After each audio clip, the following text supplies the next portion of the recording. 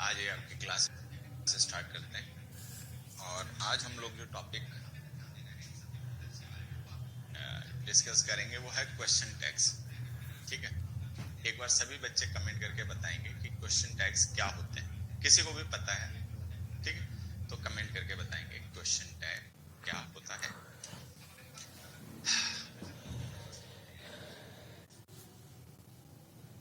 Good afternoon बच्चे, सबको good afternoon, सबको नमस्कार। इंग्लिश के लिए स्ट्रेटजी बता दें बेटा, इसका अलग से ना कोई वीडियो बना देंगे डेडिकेटेड, ठीक है। बेटा मैं बहुत अच्छा, सारे बच्चों को नमस्कार। चलिए, तो सबको क्या करना है? नमस्ते बच्चों, नमस्ते नमस्ते, सबको नमस्ते। क्वेश्चन टैग्स क्या होते हैं सारे बच्चे बताएं।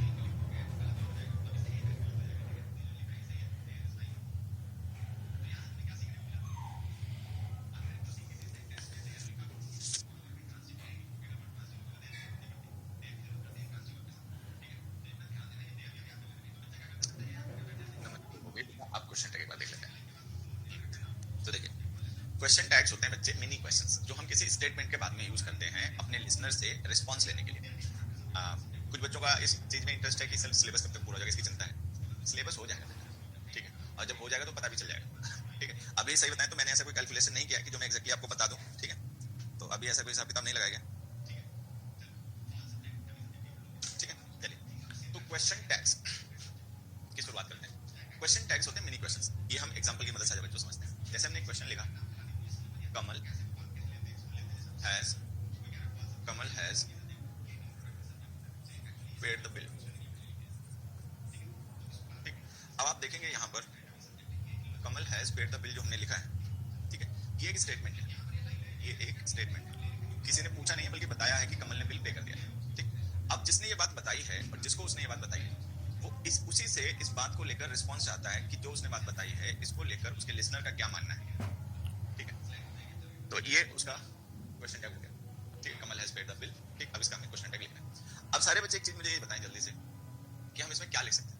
कमल हैज पेड द बिल जो हमने स्टेटमेंट लिखा है, इसमें क्वेश्चन टैग हम क्या लिखें? कमल हैज पेड द बिल क्या लिखें? मैं कुछ ऑप्शन दे देता हूँ, या चलो ऑप्शन नहीं देता हूँ, ऑप्शन दूंगा तो तुम लोग जान जाओगे। ठीक,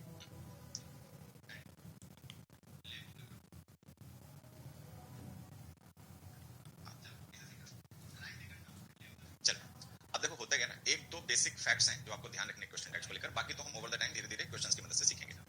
क्या कि अगर हमारा स्टेटमेंट पॉजिटिव है तो क्वेश्चन टैग नेगेटिव होगा। ठीक है, एक बात। दूसरी बात कि जो हमारे क्वेश्चन टैग्स होते हैं हम उनमें केवल प्रोनाउंस और हेल्पिंग वर्ब्स का यूज करते हैं, मेन वर्ब्स का और नाउन्स का यूज नहीं होता, ये सबको ध्यान रखना है। जैसे कि ऐसे देखिए, मैं यहाँ पे पहले लिख ही देता हूँ, सारे पे ध्यान रखिए। Question tags have only pronouns and helping verbs. Question tags होते हैं उनमें केवल प्रोनाउंस और हेल्पिंग वर्ब्स यूज होते हैं, पहली चीज ध्यान रखना है। ठीक है, दूसरी बात, if the statement is positive the question tag is negative, the question tag is negative and vice versa. ठीक, अगर हमारा स्टेटमेंट पॉजिटिव होगा तो क्वेश्चन टैग नेगेटिव होगा, और अगर स्टेटमेंट नेगेटिव होगा तो क्वेश्चन टैग पॉजिटिव होगा। ठीक है, और क्वेश्चन टैग में केवल प्रोनाउंस और हेल्पिंग वर्ब्स का यूज होगा, बाकी चीजों का नहीं। ये सबको ध्यान रखिए। अब जैसे ये स्टेटमेंट आप ध्यान से देखो, कमल हैज पेड द बिल। ठीक है, ये स्टेटमेंट आपका पॉजिटिव है, कमल हैज पेड द बिल, तो इसका जो हम क्वेश्चन टैग बनाएंगे वो क्वेश्चन टैग क्या बनेगा? नेगेटिव, पहली चीज। दूसरी बात, स्टेटमेंट में हमने प्रोनाउन यूज किया है कमल। ठीक है, हमने क्या यूज किया है? कमल जो है वो नाउन है, तो हम उसके साथ में क्वेश्चन टैग में प्रोनाउन नहीं यूज करेंगे, मतलब नाउन नहीं यूज करेंगे, हम उसके लिए प्रोनाउन यूज करेंगे। तो कमल के लिए हमें पता है कि ही प्रोनाउन हमें यूज करना पड़ेगा, तो वो आ जाएगा। उसके बाद में हैज हेल्पिंग वर्ब है, पेड मेन वर्ब है। ठीक, क्वेश्चन टैग में हम क्या लिखेंगे? हेल्पिंग वर्ब, मेन वर्ब नहीं लिखेंगे। तो कुल मिलाकर जो हमारा क्वेश्चन टैग बनेगा वो इसका बनेगा बच्चे हैजंट ही। अब हैजंट ही के अलावा अगर आप कुछ भी सोच लो, ठीक है, कुछ भी सोच लो, ठीक है, मतलब कुछ बच्चों ने, जैसे मैंने देखा कि कुछ बच्चों के कमेंट थे हैजंट ही से अलावा कमेंट थे, तो अगर आप हैजंट ही के अलावा कुछ भी लिख रहे हो बच्चे तो वो गलत है। ठीक है, हैजंट ही के अलावा अगर आप कुछ भी लिख रहे हो तो वो गलत है। केवल इसका एक ही क्वेश्चन टैग हो सकता है जो कि है हैजंट। ठीक, अब हम कैसे जानेंगे, क्योंकि स्टेटमेंट्स तो अलग अलग तरीके के होते हैं। तो मैं कुछ बात बता देता हूँ, कुछ बच्चों का पढ़ाया जा रहा है उससे कोई वास्ता नहीं है। ठीक है, वो अपनी इधर की बातें पूछ रहे हैं, इधर की बातें करना चाह रहे हैं मेरे साथ, मैं आपको बता दूं वास्तव में बहुत जरूरत है। ठीक है, इनका कोई आपको बातों की वैल्यू नहीं की जाएगी। एक बार इस स्टेटमेंट में बात शुरू में बता दे रहा हूँ, समझ जाओगे तो अच्छी बात रहेगी, नहीं समझोगे तो मत समझो। वाले हैं वो साथ में आ जाओ, और जो रोने गाने वाले हैं वो पहले लगेंगे। ठीक, क्या पढ़ाया जा रहा है, क्या बात कर रहे हो? ठीक है, कोई स्ट्रेटजी की बात करता है, कोई डिटरमिनर कंप्लीट हो गया, कंप्लीट नहीं हो गया तो तुम्हें पढ़ा नहीं रहा था, आज बेवकूफ इंसान। ठीक है, इधर उधर की बातें करने में बच्चों को इतने मजे हैं। ठीक है, हाँ, कोई आज कमेंट क्यों दिख रहे हैं, आज कमेंट क्यों नहीं दिख रहे? अरे भैया तुम्हें पढ़ना है कि तुम्हें ये नेतागिरी करनी, पहले ही बता दो। नेतागिरी करनी है तो भैया करते हैं, ठीक है, मैं तो भाव देता नहीं। ठीक, तो पढ़ाई लिखाई क्या करो, डेट आ गई है, ठीक है, सीजीएल प्री की, अब तो सीरियस हो जाओ, कब होगे मैं ये नहीं समझ पा रहा हूँ तुम लोग। ठीक है, तो एग्जाम की डेट आ चुकी है। ठीक है, अब तो कम से कम थोड़ा सा चेंज बिहेवियर में शो करो कि हाँ कुछ बदलाव हुआ है। पता नहीं कैसे हैं कैसे नहीं है। ठीक, चलो खुद भी डिरेल है और चाहते हैं दूसरे भी डिरेल हो जाए उनके साथ में। अब आ जाओ बेटा, सीरियस हो जाओ, अब टाइम नहीं है हमारे पास बिल्कुल भी, एक एक दिन बड़ा कीमती है। ठीक, तो कमल हैज पेड द बिल का स्टेटमेंट हैजंट ही हो गया। मैंने कहा इसके अलावा कुछ भी सोचोगे तो वो गलत होगा। अब होता क्या है बच्चे, स्टेटमेंट्स तो बहुत टाइप के होते हैं, अलग अलग टाइप के स्टेटमेंट्स होते हैं। तो जो स्टेटमेंट्स अलग अलग टाइप के होते हैं तो उनमें क्वेश्चन टैग्स भी अलग अलग टाइप से हमें बनाने पड़ते हैं। वो हम कैसे सीखेंगे, वो हम सीखेंगे प्रैक्टिस से। अभी अलग अलग टाइप के क्वेश्चन अभी हम प्रैक्टिस करेंगे, सब हो जाएगा। ठीक है, ये दो बेसिक फंडामेंटल, मतलब आप कह लो ये फंडामेंटल्स हैं, बेसिक्स हैं क्वेश्चन टैग के, ये आपको हमेशा ध्यान रखना है। बाकी तो हम क्वेश्चन वाइज सीख लेंगे। देखो पहला ये ध्यान रखना है कि क्वेश्चन टैग में प्रोनाउन और हेल्पिंग वर्ब यूज करनी है। नाउन नहीं यूज करना है, एडजेक्टिव एडवर्ब नहीं यूज करना, प्रीपोजिशन कंजंक्शन नहीं यूज करना, केवल प्रोनाउन और हेल्पिंग वर्ब यूज करना है। ज्यादा से ज्यादा ये हो सकता है कि नेगेटिव स्टेटमेंट बनाना है तो आप नॉट लिख दो, जैसे हमने यहाँ पे नॉट लिखा, वो हेल्पिंग वर्ब के साथ ही लिख दिया जाता है। ठीक, एक ये फंडामेंटल ध्यान रखना है। दूसरा फंडामेंटल ये ध्यान रखना है कि अगर आपका स्टेटमेंट पॉजिटिव है तो क्वेश्चन टैग नेगेटिव बनाना पड़ेगा, और अगर स्टेटमेंट नेगेटिव है तो क्वेश्चन टैग पॉजिटिव बनाना पड़ेगा। ये दो बेसिक फंडामेंटल्स हैं जो आपको हमेशा ध्यान रखना है। ठीक है, बाकी तो क्वेश्चन की मदद से सीखोगे। आ जाओ, अब आपके सामने क्या होगा बच्चे, क्वेश्चंस आएंगे और तुम लोग बिना टाइम वेस्ट किए उन क्वेश्चंस के आंसर बताओगे, बस इतना ही करोगे, इसके अलावा कोई कमेंट इधर उधर का नहीं करोगे। ठीक है, my uncle has bought a new bungalow, शुरू हो जाओ। You should start the job as early as possible, you should start the job as early as possible. Question tag क्यों यूज करते हैं? देखो बेवकूफ, मैं तभी कह रहा हूँ कि मैं इनका क्या, भाई तू शुरू से वीडियो देखो तो समझ में आ जाएगा कि क्वेश्चन टैग क्यों यूज करते हैं। लेट आते हो तुम लोग, टाइम से आते नहीं हो क्लास में, फिर खुद भी परेशान होते हो, दूसरे को भी करते हो। My uncle has bought a new bungalow, statement positive है, क्वेश्चन टैग नेगेटिव बनेगा। ठीक है, नेगेटिव क्वेश्चन टैग बनाएंगे तो क्या हो जाएगा बच्चे, हैजंट ही। एक मिनट गलत थोड़ा सा कंट्रास्टिंग है। ठीक है, तो इसका क्वेश्चन टैग हो जाएगा बच्चे हैजंट ही। ठीक है, ये हो गया। हैज हमारी हेल्पिंग वर्ब थी, स्टेटमेंट पॉजिटिव था तो क्वेश्चन टैग हमने नेगेटिव बना दिया, हैजंट ही। नेक्स्ट में जाओ, you should start the job as early as possible. ठीक, तो यहाँ पे शुड मॉडल है, मॉडल्स भी हेल्पिंग वर्ब होते हैं। ठीक, तो हम सीधे इसी को यूज कर लेंगे, you should start the job as early as possible student.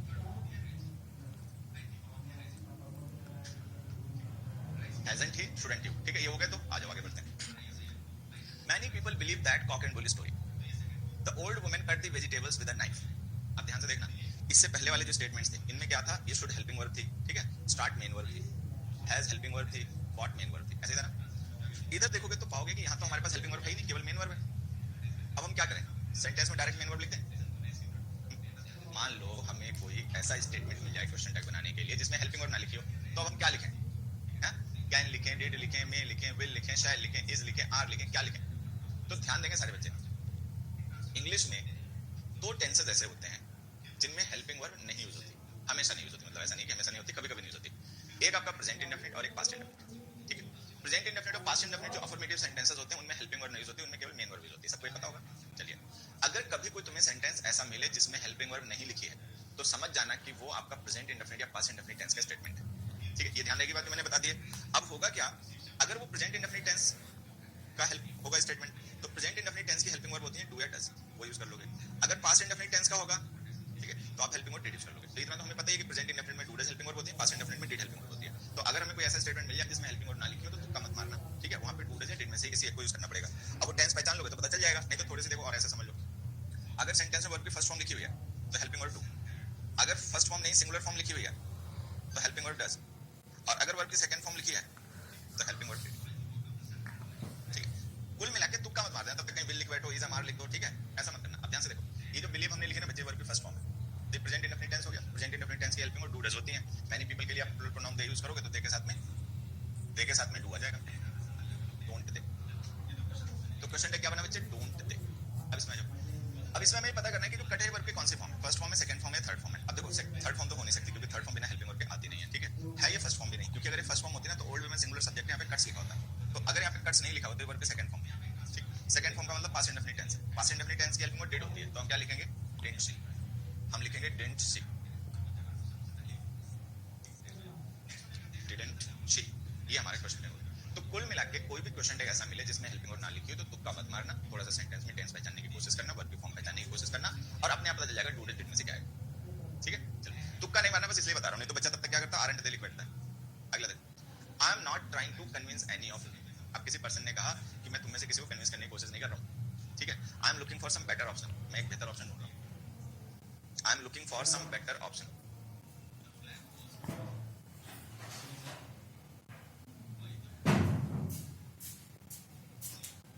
To am I, अरे अरे अरे कौन है ये, रुक जाओ, धक्का के ब्रजवासी, रुक जा, तू बाहर निकल, तेरी तो तू फोन से बाहर निकल बेटा, तू फोन से बाहर निकल भाई, इतना मत मेरा पेट दर्द जाएगा, ठीक है। एक कह रहा है डू एम आई, त्याची मी दुकान जा कुत्ता खरीद दिले जाए तो खाना कैसे कर रखे सब बता समटाइम्स कई बार ना मैं निशब्द हो जाता हूँ, शब्द नहीं बचते, ठीक है। कहने लगे ये जो खोपड़ी भगवान ने दी है ना, ये सजावट का पीस नहीं है, ये डेकोरेशन नहीं है, सजाने के लिए नहीं दिया, इसको यूज भी कर लिया करो जरूरत पड़े थोड़ा बहुत, खोपड़ी ना यूज भी कर लिया करो इसको बेटा, ठीक है। हाँ, तुम कभी इससे कम ही नहीं लेना चाहे, कह रहा दे रही थी वो माने बात ना।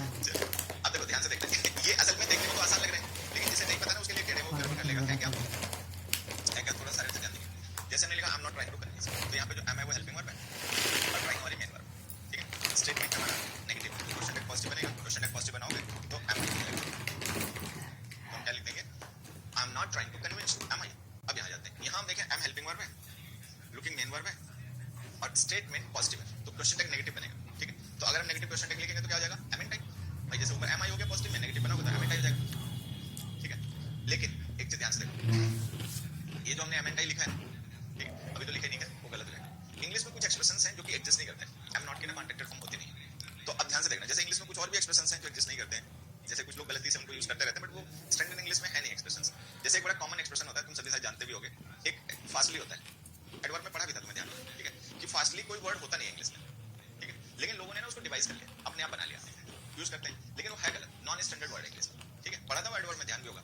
एक इसी तरीके का वर्ड लोग यूज करते हैं चीटर, चीटर तो बड़ा कॉमन भी हो गया, ठीक है, ये कोई वर्ड नहीं होता चीटर, चीट ही होता है, वर्ब भी वही होता है, नाउन भी होता है, ठीक है।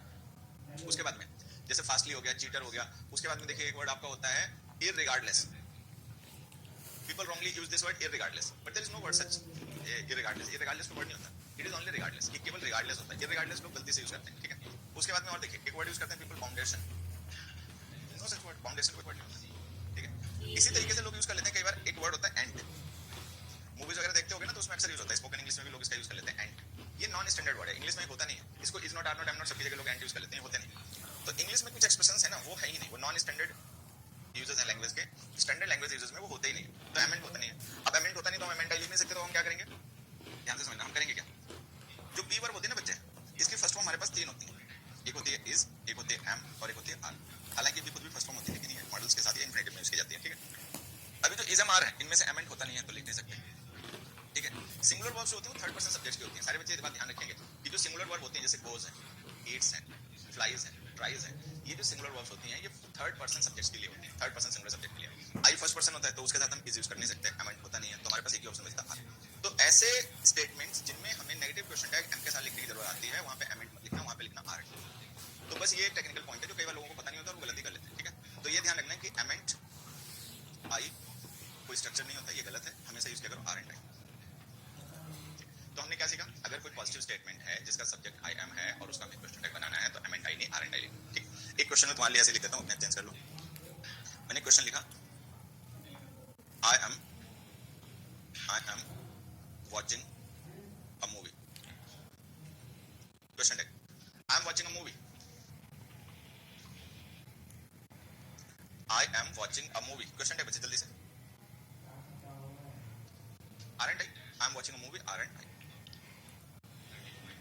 ठीक है। तो नेगेटिव में एमेंट को एक पूछ रहा है ऊपर वाले में लिखता भैया बता दो दिया, एमेंट नहीं होता तो उसके लिए आप aren't I लिख रहे हो, am I तो वैलिड एक्सप्रेशन है तो उसी को यूज करोगे, और ये वास्तव में पूछने वाली बात होती है, कोई पर्सन है, ठीक है,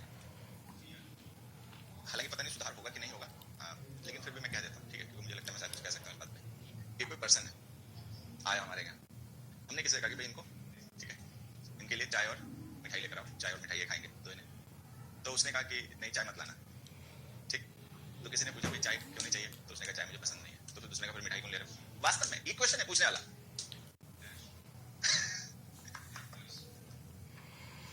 अगर ध्यान से सुनोगे ना तो बहुत से क्वेश्चंस के आंसर तुम्हें बिना पूछे मिले, लेकिन बहुत सा बच्चा है ना उसका ध्यान बहुत कम मेरे साथ, ठीक है, तिकड़म में लगा पड़ा है। अरे भैया वो पहले ही बता दिया कि इनवैलिड एक्सप्रेशंस होते हैं, लैंग्वेज में एग्जिस्ट नहीं करते हैं, लेकिन अब हमें मीनिंग तो कन्वे करना ही है, तो उसका सब्स्टिट्यूट ढूंढा जाता है। हर जगह यही होता है कि मान लीजिए you need, there is a necessity, ठीक है, लेकिन ठीक है, कोई ऑप्शन नहीं है, तो आपको सब्स्टिट्यूट यूज करोगे, उसका हर एक चीज का यही होता है।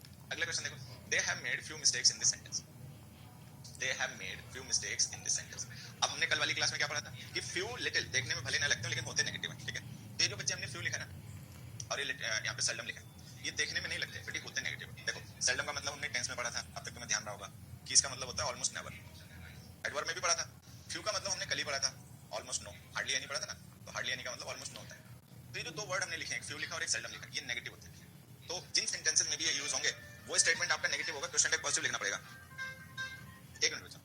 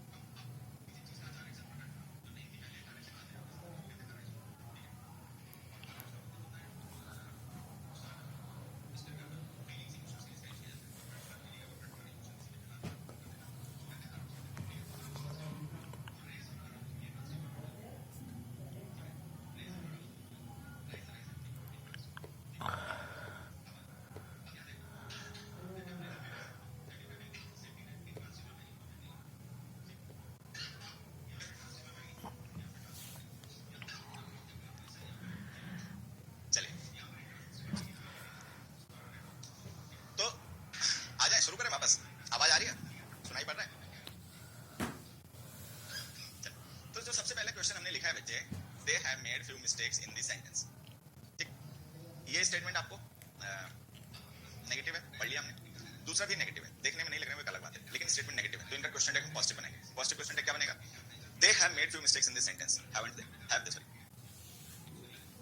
ठीक है। और ये जो हमने लिखा, friends seldom call at our office nowadays, ठीक है, प्रेजेंट इंडेफिनिट टेंस से कॉल लिखा हुआ है, ठीक है।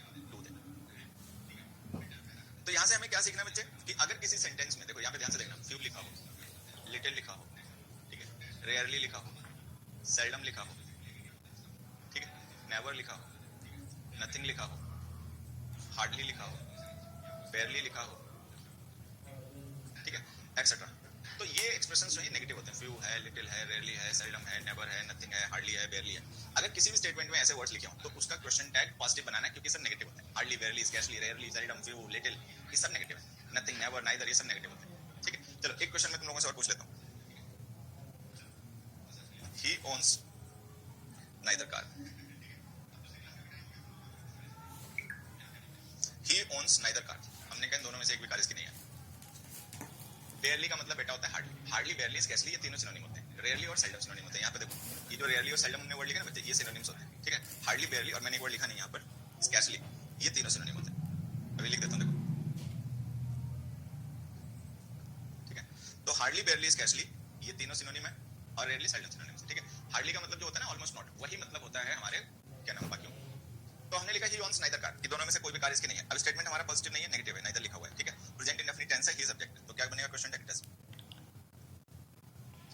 ही owns neither car, does he, ठीक। एक क्वेश्चन और पूछूं क्या? एक क्वेश्चन और पूछ रहा हूं, ऐसे बताएंगे सारे बच्चे आंसर बताएंगे। ये सी हो गया, और D, I know little about him, I know little about him.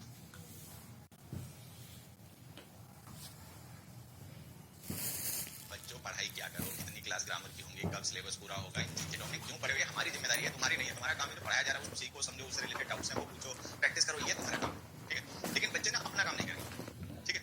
जिस काम की जिम्मेदारी उनकी नहीं है उसमें बड़ा इंटरेस्ट है, जो अपनी जिम्मेदारी है उसका नहीं पता कि अपनी जिम्मेदारी पूरी हुई कि नहीं हुई, रिवीजन हुआ कि नहीं हुआ, नोट्स बने कि नहीं बने, प्रैक्टिस की कि नहीं की, वो कुछ नहीं पता, ठीक है। दूसरे की जिम्मेदारी में जा रहे हैं कि सर कितने चैप्टर आप पढ़ाओगे ग्रामर के, सर कब तक पूरा होगा, सिलेबस कब होगा। भैया ये क्यों बेवकूफी वाली बातें करते हो? ब्लॉक कर दूं?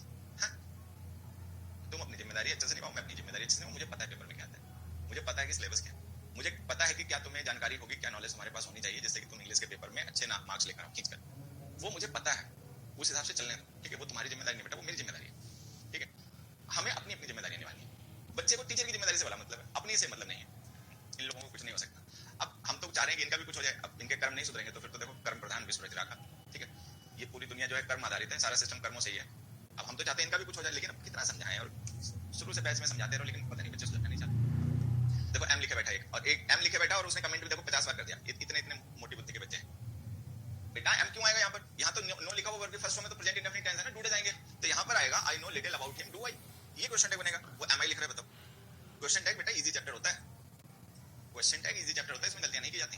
अब तो गलती किसी हालत में नहीं करनी, जब पढ़ा दिया गया तब तो हम लिखेंगे I know little about him, do I, ये नो वर्ब की फर्स्ट फॉर्म है, प्रेजेंट इंडेफिनिट टेंस हो गया। तो हमने भी क्या पढ़ा था कि जहां पर हेल्पिंग वर्ब दिखाई ना पड़े, एक मिनट, वहां पे do does did helping verb होती है, वहां पर do does did helping verb होती है, ठीक है।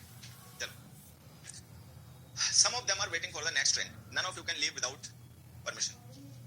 हमने कहा none of you can leave without permission, तुम में से कोई भी बिना परमिशन के नहीं जा सकता। And some of them are waiting for the next train.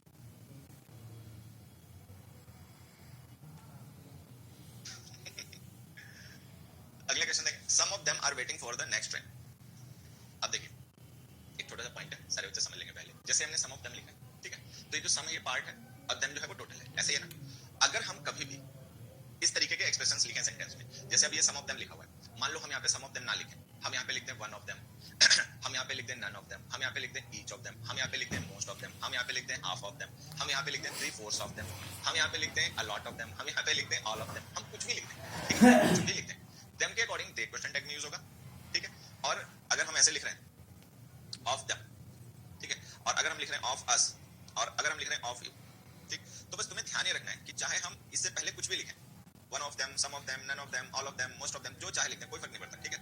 तो देम के अकॉर्डिंग दे क्वेश्चन टैग में, अस के अकॉर्डिंग वी क्वेश्चन टैग में, और यू के अकॉर्डिंग यू क्वेश्चन टैग में यूज होगा। बस ये हमें छोटी सी बात ध्यान रखनी है, इससे पहले हम जो चाहे लिखें, कुछ भी लिखें, ठीक। तो जैसे हमने लिखा some of them are waiting for the next train, statement positive है, क्वेश्चन टैग नेगेटिव बनेगा, aren't they. Some of them are waiting for the next train, aren't they, ठीक है। None of you can live without permission, can you, none of you can live without permission, can you, तो ये हमारा answer बन गया, ठीक है। Question tag बन गया क्या, कैन यू। चलो एक दो क्वेश्चंस मैं तुमसे अपनी तरफ से पूछता हूं। हमने एक क्वेश्चन लिखा, हमने एक क्वेश्चन लिखा, one of us invited him, ठीक है, one of us invited him, question tag, one of us invited him, question tag बताएं सारे बच्चे, one of us invited him, question tag सभी बच्चे बताएं इसका क्या होगा।